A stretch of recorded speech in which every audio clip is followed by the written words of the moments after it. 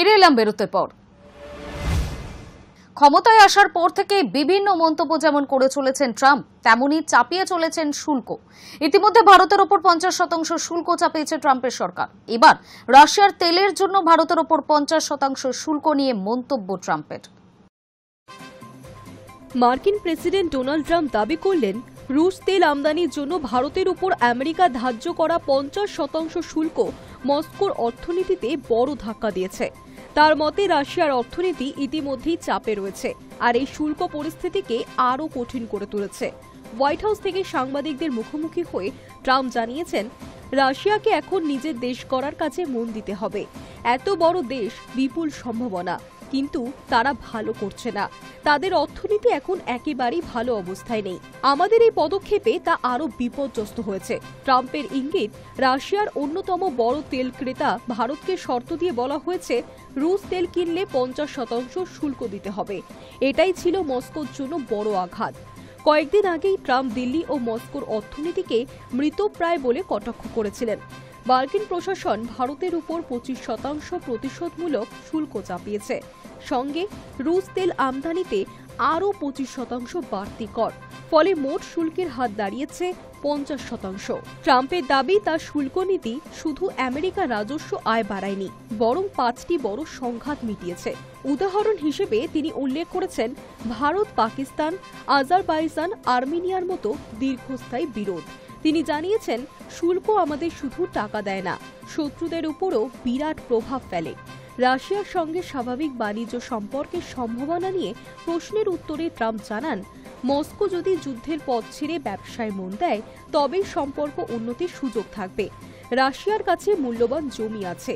যদি পুতিন ব্যবসায় মন দেন, যুদ্ধ নয়, তাহলে সব সম্ভব, মন্তব্য তার। রাশিয়া ইউক্রেন যুদ্ধ নিয়ে ট্রাম্প জানিয়েছেন, খুব শীঘ্রই পুতিনের সঙ্গে বৈঠক হবে। বৈঠকে প্রথম 2 মিনিটেই বুঝে যাব শান্তি চুক্তি সম্ভব কিনা। High news network. 2024 সালে সবচেয়ে বেশি খুন আমেরিকার রাজধানী শহরে, জানালো হোয়াইট হাউস। দিল্লি এবং ইসলামাবাদ কত নম্বরে? 2024 সালে বিশ্বের মধ্যে সবচেয়ে বেশি খুন হয়েছে আমেরিকার রাজধানী শহর ওয়াশিংটন ডিসিতে, রিপোর্ট দিয়ে জানালো হোয়াইট হাউস। মার্কিন প্রশাসনের দেওয়া তালিকায় রয়েছে দিল্লি এবং ইসলামাবাদের উল্লেখ। 2024 সালে বিশ্বের মধ্যে সবচেয়ে বেশি খুন হয়েছে আমেরিকার রাজধানী শহর ওয়াশিংটন ডিসিতে, রিপোর্ট দিয়ে জানালো হোয়াইট হাউস। মার্কিন প্রশাসনের দেওয়া তালিকায় রয়েছে দিল্লি এবং ইসলামাবাদের উল্লেখ। সংবাদ সংস্থা পিটিআই এর প্রতিবেদন অনুযায়ী হোয়াইট হাউস জানিয়েছে, কলম্বিয়ার বোগোটা, মেক্সিকোর মেক্সিকো সিটিকেও ছাপিয়ে গিয়েছে ওয়াশিংটন ডিসি। সেখানে প্রতি 1 লক্ষ জনসংখ্যার মধ্যে 27.54 জন খুন হয়েছেন 2024 সালে। সেই জায়গায় দাঁড়িয়েছে বোগোটায় খুনের ঘটনার হার 15.1, মেক্সিকো সিটিতে 10.6। চতুর্থ নম্বরে রয়েছে ইসলামাবাদ, সেখানে খুনের ঘটনার হার 9.2। ভারতের নয়াদিল্লি 7 নম্বরে, প্যারিস 6 নম্বরে এবং লন্ডন 8 নম্বরে। ঘটনাচক্রে এই রিপোর্ট প্রকাশ্যে আসার পরেই ওয়াশিংটন ডিসিতে ন্যাশনাল গার্ড মোতায়েনের সিদ্ধান্ত নিয়েছেন মার্কিন প্রেসিডেন্ট ডোনাল্ড ট্রাম্প। সমাজ মাধ্যমে তিনি লিখেছেন, আজই রাজধানীকে সন্ত্রাসমুক্ত করা হবে, সাধারণ মানুষকে নৃশংসভাবে খুনের দিন শেষ। High news network. শুল্কযুদ্ধ ফের এক দফা এড়িয়ে গেল আমেরিকা এবং চীন। দর কষাকষিতে সময় দিতে আরও 90 দিন ব্যবসায় সংঘর্ষ বিরতি।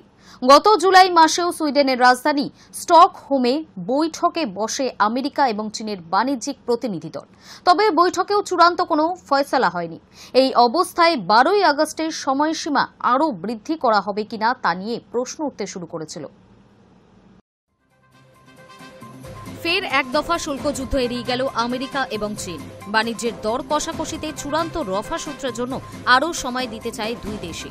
চীনকে আরও 90 দিনের জন্য শুল্ক ছাড় দেওয়ার সিদ্ধান্ত নিয়েছে আমেরিকা। মার্কিন প্রেসিডেন্ট ডোনাল্ড ট্রাম্পের এই ঘোষণার পরে অনুরূপ পদক্ষেপ করল চীনও। আমেরিকার ওপর 90 দিনের জন্য শুল্ক ছাড়ের সিদ্ধান্ত নিল তারাও। এর আগে গত 12ই মে দুই দেশ 90 দিনের জন্য শুল্ক সংঘাত স্থগিত রাখার সিদ্ধান্ত নিয়েছিল। দুই দেশে একে অন্যের ওপর 115% শুল্ক কমিয়ে আনে।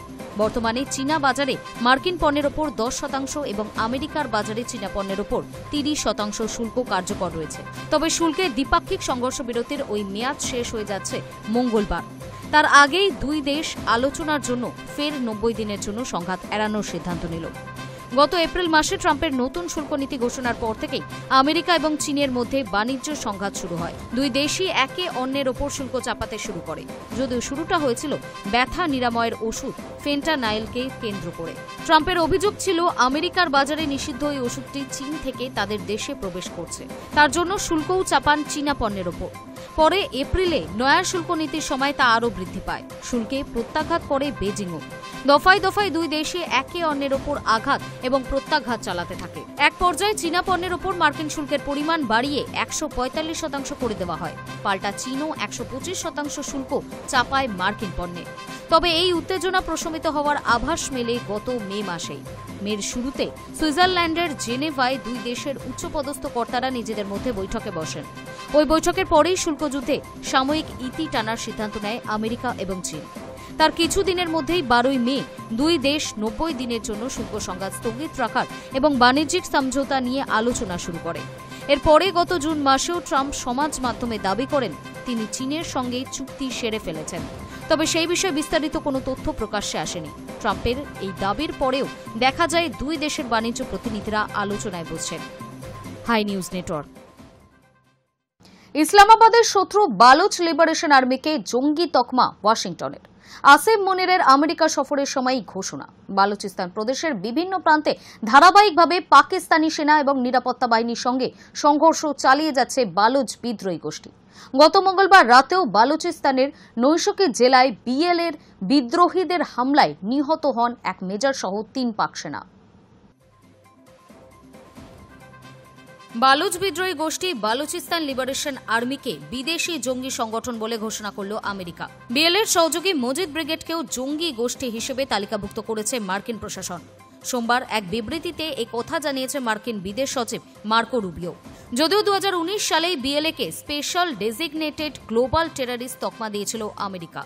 ঘটনাচক্রে পাক সেনাপ্রধান আসিম মুনির 2 মাসের মধ্যে দ্বিতীয়বার আমেরিকা সফরে যাওয়ার পরেও এই বিবৃতি দিল মার্কিন প্রশাসন।